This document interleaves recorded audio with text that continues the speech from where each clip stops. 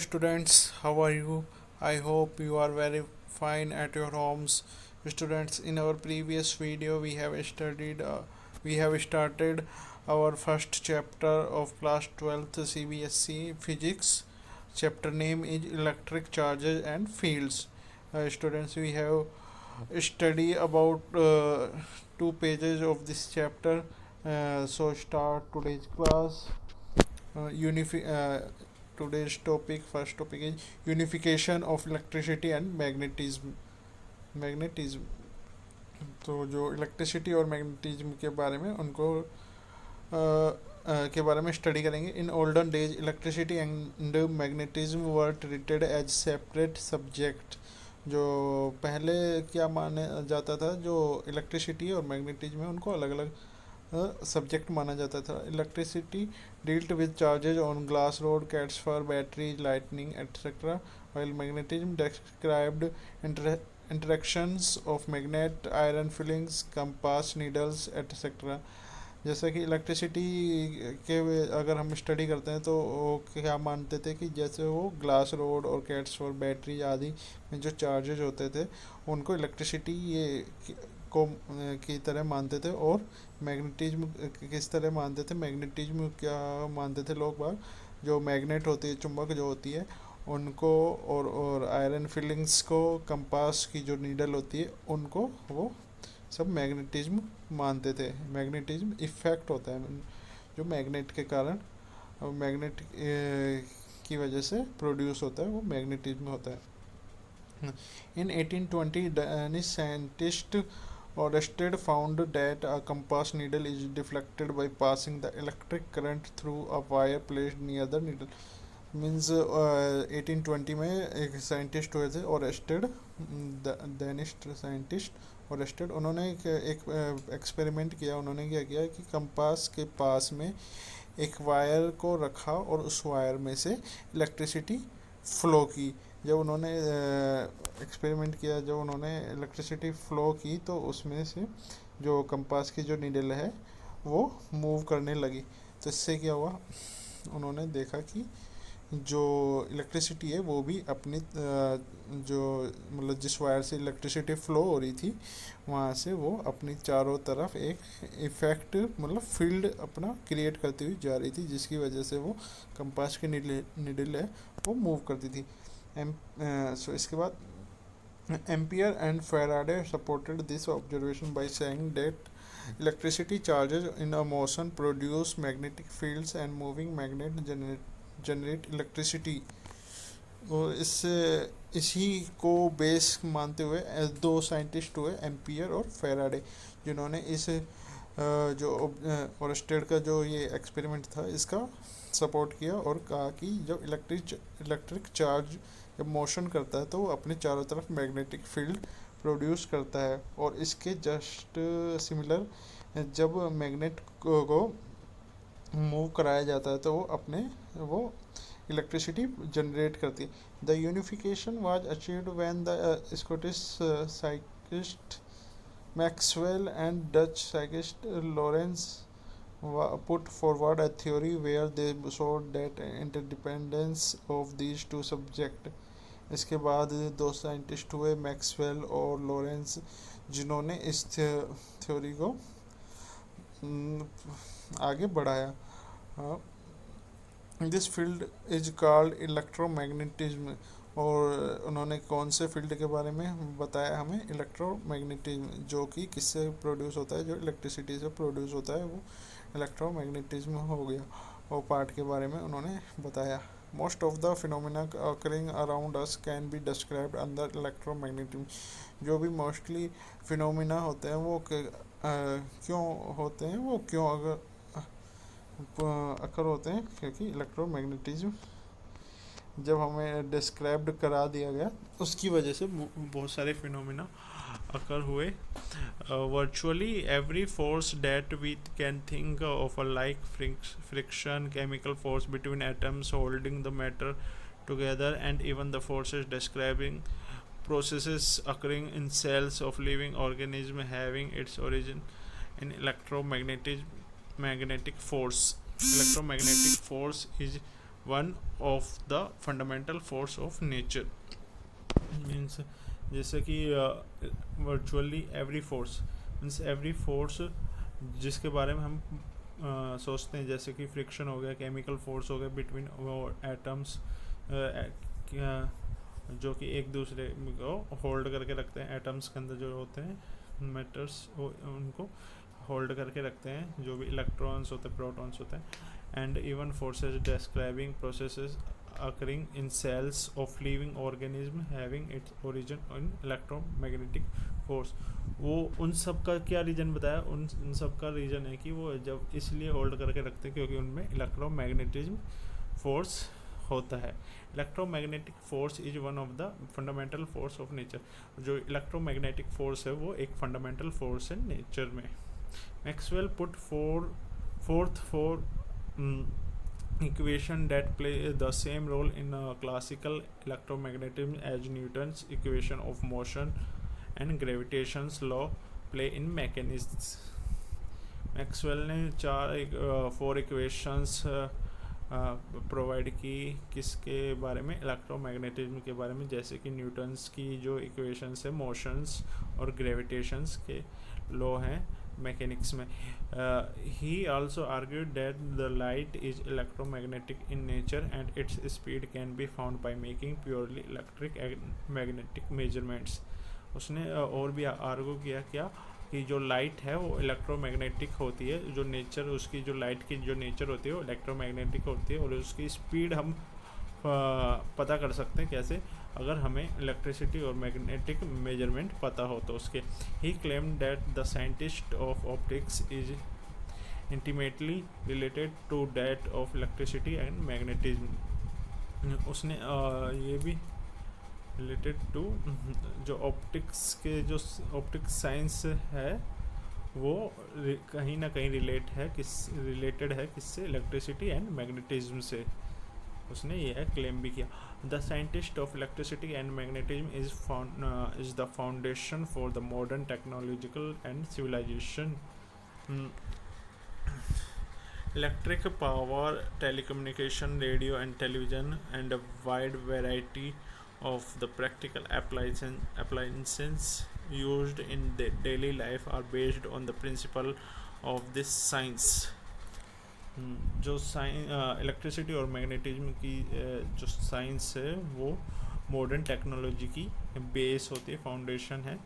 Electric power जो होती है, टेलीकम्युनिकेशंस जो होते हैं, मतलब जो मोबाइल टावर्स जो होते हैं, रेडियो टावर्स, टेलीविज़न के जो सेटअप, जो ऊपर जो सेटअप बॉक्स की जो छतरी जिसे बोलते हैं वो लगाई जाती है, वो सब किस पे उन सब का जो वर्किंग है वो किस पे वर्क करता है, जो इनका बेस है, वर्किंग मॉडल है, वो किस पे बेस उनका क्या है वर्किंग मॉडल का, वो यही है इलेक्ट्रिसिटी और मैग्नेटिज्म के की वजह से वो वर्किंग में रहते हैं। Although charged particles in motion exerted both electric and magnetic forces, जो यहाँ तक कि जो चार्ज पार्टिकल होते हैं जब वो मोशन में होते हैं तो वो इलेक्ट्रिक और मैग्नेटिक फोर्स को प्रोड्यूस करते हैं। वो in the frame of reference where all the charges are at rest the forces are purely electrical. अगर हम कोई भी एक ऐसा फ्रेम मान लें जहाँ पे सारे चार्ज रेस्ट में है, मतलब कोई भी चार्ज मूव नहीं कर रहा है, तो वहाँ पे केवल और केवल ओनली कौन सा फोर्स होगा, वहाँ पे इलेक्ट्रिकल फोर्स होगा जो उनको एक दूसरे से महसूस होगा वहाँ पे चार्ज को। You note that gravitational force is long range force. जो ग्रेविटेशनल फोर्स है वो बहुत, उसकी जो रेंज होती है वो बहुत बड़ी होती है। Its effect is felt even when the distance between the interacting particles is very large, because the force decreases inversely as the square of the distance between the interacting bodies। जो gravitational की जो effect है वो बहुत दूरी तक भी महसूस किया जा सकता है, क्योंकि जैसे जो फोर्स होता है वो क्या होता है, वो इन्वर्सली होता है किसके, square of the distance between the interacting body, जो अगर दो पार्टिकल्स, दो पॉइंट्स रख दिए जाएं और उनके बीच की डिस्टेंस अगर हम बढ़ाते जाएं तो उनके बीच में लगने वाला फोर्स, जो ग्रेविटेशनल फोर्स है, वो किसके इन्वर्सली होता है, जो डिस्टेंस होती है उसके स्क्वायर के इन्वर्स होता है। We will learn in this chapter that electric force is also as pervasive and in fact stronger than the gravitational force by several orders of magnitude। हम इस चैप्टर में क्या पढ़ेंगे कि इलेक्ट्रिक फोर्स जो होता है उसके वो बहुत स्ट्रॉन्ग होता है, यहाँ तक कि ग्रेविटेशनल फोर्स के से भी उस ज़्यादा स्ट्रॉन्ग होता है और उसका मैग्नीट्यूड इससे भी ज़्यादा स्ट्रॉन्ग होता है। A simple apparatus to detect charge on a body is gold leaf electroscope. हम जो चार्ज के बारे में स्टडी करेंगे उसके लिए एक सिंपल अपरेटस से स्टडी कर सकते हैं, जिसको क्या बोलते हैं, गोल्ड लीफ इलेक्ट्रोस्कोप बोलते हैं। It consist of a vertical metal road housed in a box with two thin leaves attached to its bottom, and when a charged object touch the metal knob at the top of the rod, charge flow on to the leaves and they diverge. The degree of divergence is an indicator of the amount of the charge। Means इस practical में क्या कि हमने ये एक box बनाया हुआ है, इसमें एक मेटल की रोड लगा दी और मेटल की रोड के नीचे की तरफ जहाँ पे गोल्ड लीव्स, दो पतली पतली गोल्ड लीव्स लगा दी है और ऊपर मेटल नॉब लगा दिया। जब हम इस मेटल नॉब के पास में कोई इलेक्ट्रीफाइड रोड लेके आते हैं तो उसमें से क्या होता है, उस इलेक्ट्रीफाइड रोड से चार्ज कहाँ पे चला जाता है, मेटल नॉब पर चला जाता है और वो मेटल नॉब से मेटल रोड में की तरफ फ्लो करता है और उससे कहाँ चला जाता है, वो गोल्ड लीव्स पर चला जाता है। और हम क्या देखते हैं कि जो पहले गोल्ड लीव आपस में पास थी वो धीरे धीरे दूर उनमें दूरी बने एक दूसरे से दूर की तरफ हटती जाती है। तो इससे हम क्या जान सकते हैं, जब वो एक दूसरे से दूर हटनी शुरू होती तो मतलब दोनों पे सेम मैग्नीट्यूड का चार्ज प्रेजेंट है, इसलिए वो एक दूसरे को रिपेल कर रही है और वो एक दूसरे से दूर हटती जा रही है। अगर हम इस बॉक्स की जगह अगर हम ग्लास बोतल ले लें, मतलब कांच की बोतल ले लें, तो उसमें भी सेम प्रैक्टिकल हम कर सकते हैं कि एक मेटल रोड ले ली, मेटल नॉब लगा हुआ है उसमें और नीचे की तरफ गोल्ड स्लीव्स लगा दी। जब हम मेटल नॉब के पास इलेक्ट्रीफाइड रोड लेके आते हैं तो चार्ज मेटल नॉब से मेटल रोड के थ्रू फ्लो होते हुए गोल्ड स्लीव्स पर चला जाता है और वो गोल्ड स्लीव एक दूसरे से दूर हटने लगती है। मीन्स ये जैसा कि हम ये सी फिगर जो दिया हुआ है यहाँ पे हम देख सकते हैं, वो एक दूसरे से जस्ट अपोजिट साइड में दूर हटती हुई जाती है। To electrify a neutral body we need to add or remove one kind of charge। अगर कोई भी न्यूट्रल बॉडी है उसको इलेक्ट्रीफाई करने के लिए हमें क्या करना होता है, या तो उसमें से कोई भी चार्ज को हटा दो, कोई भी वन टाइप ऑफ चार्ज को हटा सकते हैं या वन टाइप ऑफ चार्ज को ऐड कर सकते हैं। मीन्स अगर न्यूट्रलिफाई बॉडी है मीन्स उसमें क्या होता है कि उसमें same amount of positive charge होते हैं, same amount of negative charge होता है। अगर उसमें से हम दो पॉजिटिव चार्ज को हटा दे तो उसमें नेगेटिव चार्ज की जो नंबर्स हैं वो इंक्रीज हो जाएंगे, जिससे कि वो इलेक्ट्रीफाइड हो जाएगी। When we say that a body is charged we always refer to this excess charge and deficit of charge. जब भी एक बॉडी मतलब कोई भी एक जब भी हम किसी भी चीज़ को चार्ज बोलेंगे तो उसका मतलब क्या है कि उस पर जो इलेक्ट्रिक चार्ज है वो या तो उसमें इलेक्ट्रिक चार्ज में कमी है या उसमें इलेक्ट्रिक चार्ज में बहुत ज़्यादा इलेक्ट्रिक चार्ज है। In solid some of the electrons beings less tightly bounds in atom. जो सॉलिड होते हैं वो मतलब सॉलिड्स में क्या होता है, जो इलेक्ट्रॉन्स होते हैं वो बाउंड होते हैं एटम्स में, बहुत कम टाइटली बाउंड्स होते हैं are the charge with which are transferred from one body to another, और जिसकी वजह से सॉलिड्स में क्या करते हैं, जो इलेक्ट्रॉन है वो मूव कर जाते हैं एक one body to another body.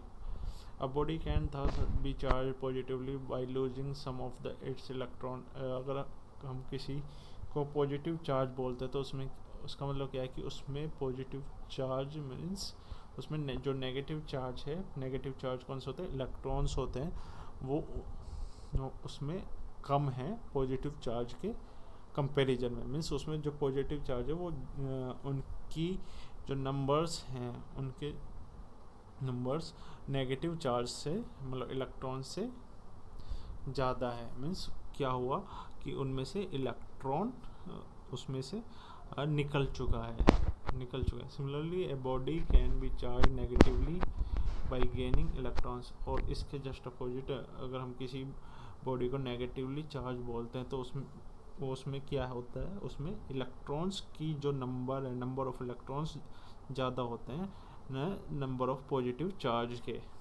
When we rub a glass rod with silk, some of the electrons from the rod are transferred to the silk cloth. जब हम ग्लास रोड को सिल्क के से रब करते हैं तो क्या होता है, जो इलेक्ट्रॉन्स होते हैं वो कहाँ से किस तरफ मूव करते हैं, वो ट्रांसफ़र होते हैं सिल्क क्लॉथ की तरफ.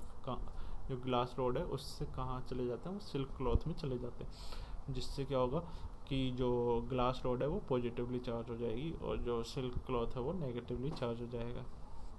The rod gets positively charge and the silk gets negatively charge. No new charge is created. और हाँ, कोई भी चार्ज क्रिएट नहीं होता है इस प्रोसेस में, रबिंग की प्रोसेस में. Also the number of electrons that are transferred in a very small fraction of the total number of electrons in the material body. और जो भी इलेक्ट्रॉन्स वन बॉडी से दूसरी बॉडी में ट्रांसफ़र होते हैं वो जनरेट नहीं होते, मतलब वो बनते नहीं है, वो सेम उनकी नंबर्स सेम रहते हैं जितना कि पहले रहते थे, पहले होंगे वो उस बॉडी में. Also only the less tightly bound electron in a material body can be transferred from it to another by rubbing. और क्या होता है, जो इलेक्ट्रॉन जो मूव कर जाते हैं वो कैसे होते हैं, जो लेस टाइटली बाउंड होते हैं, मीन्स वो आसानी से छूट जाते हैं जब हम रब करते हैं तो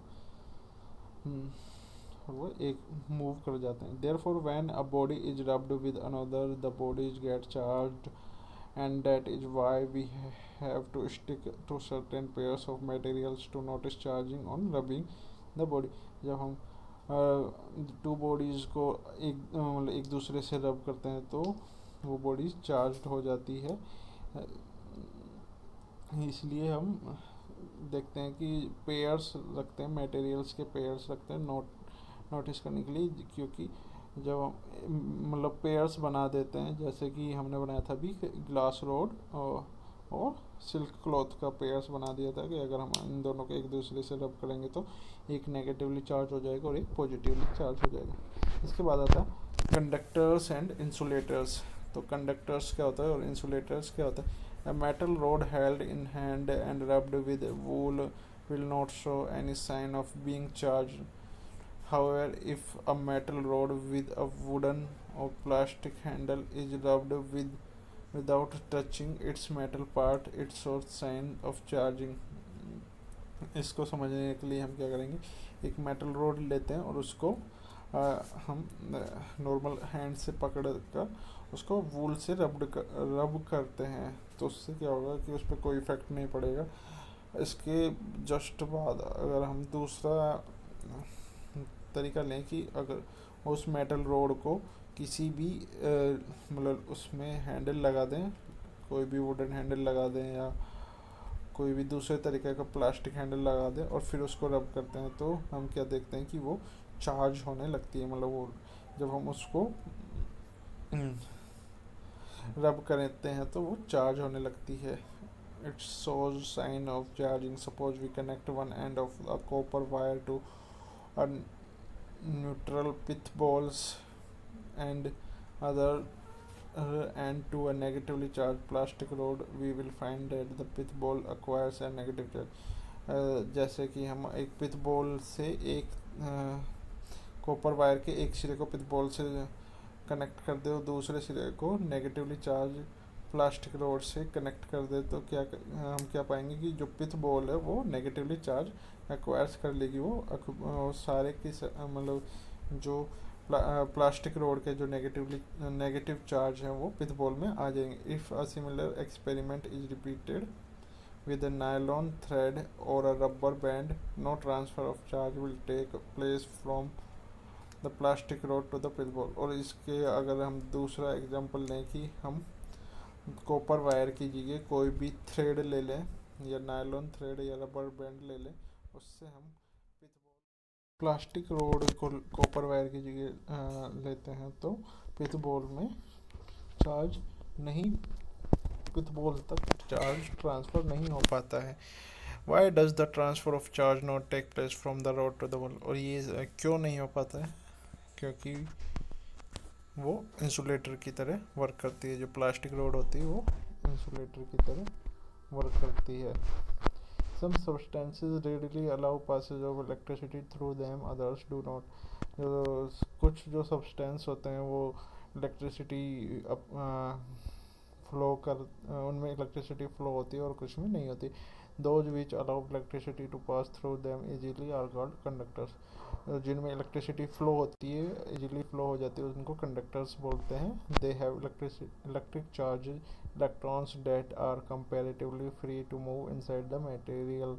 और वो कंडक्टर्स जो होते हैं उसमें क्या होते हैं, इलेक्ट्रॉन्स होते हैं जो फ्री मूव करते हैं, एक जगह से दूसरी जगह फ्री मूव करते हैं। Metals, humans and animals bodies and earth are conductors. जो और कंडक्टर्स के एग्जांपल्स अगर हम देखें तो कौन कौन से मेटल हो गए, human, animal bodies and earth are conductors. Most of the non metals like glass, porcelain, plastic, nylon, wood offer high resistance to passes the electricity through them। और अगर हम कुछ नॉन मेटल्स की बात करें जैसे ग्लास हो गए, प्लास्टिक, नायलॉन, वुड, लकड़ी हो गई, इनका क्या होता है, इनमें वो बहुत ज़्यादा हाई रेजिस्टेंस पाया जाता है। क्यों? और अगर इलेक्ट्रिसिटी फ्लो कराते हैं तो इनमें बहुत ज़्यादा हाई रेजिस्टेंस होता है। मीन्स इलेक्ट्रॉन को अगर इलेक्ट्रॉन मूव करता है तो बहुत ज़्यादा रेजिस्टेंस होने के कारण वो मूव नहीं कर पाता। इसलिए ये क्या बोलते हैं इनको, इंसुलेटर्स बोलते हैं। They are called insulators. Most substance fall into one of the two classes stated above.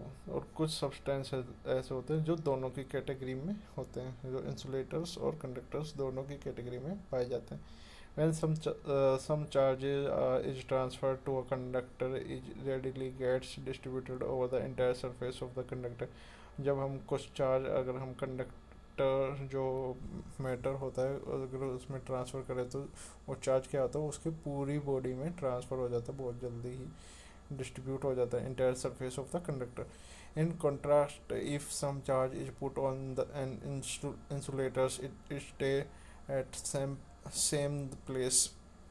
और अगर हम इंसुलेटर की बात करें, अगर उसमें हम कुछ चार्ज को फ्लो कराते हैं तो वो चार्ज उसी प्लेस पर रहेगा जहाँ पे हमने उसको छोड़ा था, जहाँ पे हमने उसको छोड़ा था, वो कंप्लीट बॉडी में डिस्ट्रीब्यूट नहीं हो पाता है।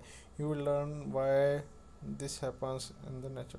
और ये क्यों होता है ये हम नेक्स्ट चैप्टर में पढ़ेंगे। This property of the material tells you why a nylon or plastic comb gets electrified on combing dry hair on the rubbing। और इससे हम ये भी समझ सकते हैं कि जब हम प्लास्टिक का जो कॉम्ब होता है और नायलॉन का जो कॉम्ब होता है, अगर जब हम उसको ड्राई हेयर्स में से रब करते हैं, मीन्स अगर हम बालों को ठीक करते हैं कॉम्ब की हेल्प से, तो वो इलेक्ट्रीफाइड हो जाता है। वो क्यों हो जाता है? क्योंकि वो प्लास्टिक का होता है, वो इंसुलेटर का वर्क करता है, और जब हम उसको रब करते हैं तो जो इलेक्ट्रिक चार्ज है वो उसकी सरफेस पर ही रह जाता है, वो उसकी इंटायर बॉडी में नहीं डिस्ट्रीब्यूट हो पाता है। But a metal article like spoon does not. और अगर हम मेटल की बात करें जैसे कि स्पून, और उसमें क्या होगा, अगर जब वो मेटल की होगी तो उसमें वो चार्ज कंप्लीट बॉडी में, कंप्लीट स्पून में डिस्ट्रीब्यूट हो जाएगा। The charges on a metal leak through our body to the ground as both are conductors of electricity.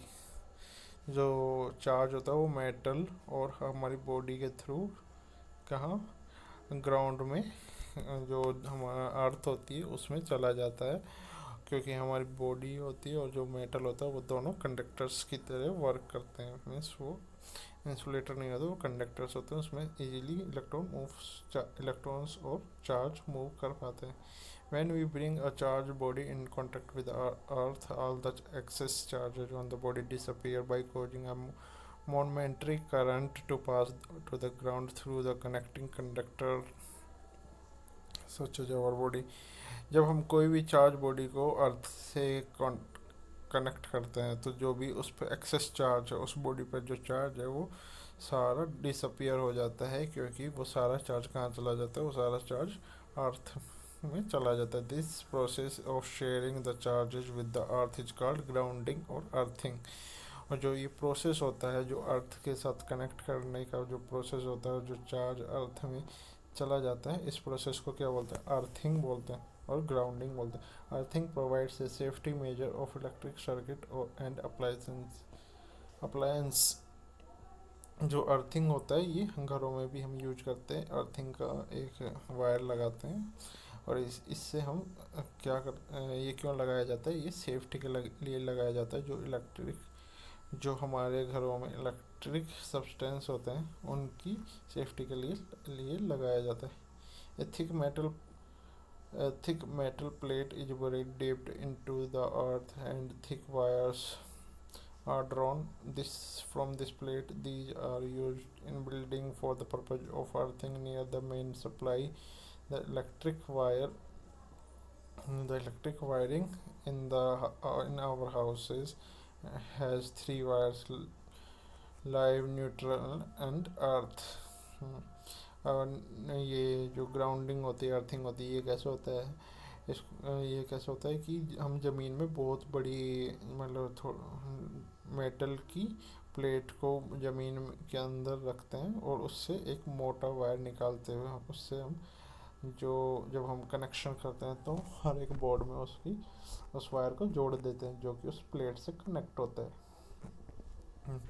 हमारी जो इलेक्ट्रिसिटी आती है उसमें 3 तरह के वायर होते हैं। कौन कौन से, लाइव और न्यूट्रल और अर्थ।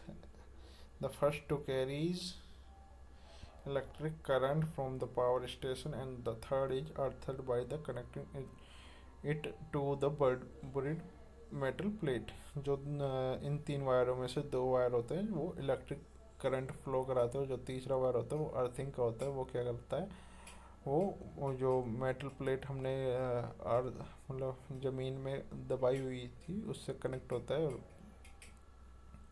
Metallic body of the electric appliances such as electric iron, refrigerator, TV are connected to the earth wire। और जो मेटेलिक बॉडी होती है अप्लायंस की, जैसे कि इलेक्ट्रिक आयरन हो गया, रेफ्रिजरेटर हो गया, टीवी हो गया, वो सब अर्थ वायर। उसमें जो थर्ड वायर होता है वो अर्थ वायर से कनेक्ट, उसमें अर्थ वायर होते हैं, वो थ्री पिंस का प्लग होता है उन सभी अप्लायंस में। जो इलेक्ट्रिक आयरन हो गई उसमें भी अगर हम प्लग की देखते हैं तो उसमें 3 पिंस निकली हुई रहती है। रेफ्रिजरेटर्स के प्लग में भी 3 पिंस निकली हुई रहती है। जो थर्ड होती है वो अर्थिंग की होती है। इस वजह से when any fault occurs or live wires touches the metallic body, the charge flow to the earth without damaging the appliance and without causing any injury to the humans। अगर कोई फॉल्ट आता है, किसी भी वायरिंग में कोई fault आता है या वो लाइव वायर जो है जिसमें करंट फ्लो हो रहा है वो टच कर जाता है मेटेलिक बॉडी को, किसी भी इक्विपमेंट की मेटेलिक बॉडी को टच कर जाता है, तो वो क्या करते हैं, अर्थिंग वाले वायर से कनेक्ट रहते हैं और वो अर्थिंग वाला वायर उससे सारा चार्ज अर्थ में दे देता है, जिससे कि बहुत बड़ी एक्सीडेंट होने से हम बच जाते हैं। मतलब अगर कोई भी बड़ी इंजरी होने से हम बच जाते हैं। वो इंजरी कैसी भी हो सकती है कि वो जो इक्विपमेंट है वो भी ख़राब होने से बच जाते हैं, और ह्यूमन बींग्स में भी जो इंजरी हो सकती है उससे भी बच जाते हैं। This would have otherwise been unavoidable since the human body is a conductor of electricity. और ये अनअवॉइडेबल है क्योंकि जो ह्यूमन बॉडी है वो कंडक्टर होती है, किसकी? इलेक्ट्रिसिटी की कंडक्टर होती है। इसलिए अर्थिंग वाला वायर लगाना, घरों में लगाना ज़रूरी होता है। सो आई होप कि यहाँ तक समझ में आया होगा कि कंडक्टर क्या होते हैं और इंसुलेटर्स क्या होते हैं, और ये कैसे इनको अलग अलग हम डिफाइन कर सकते हैं। So thanks very much, thank you for watching.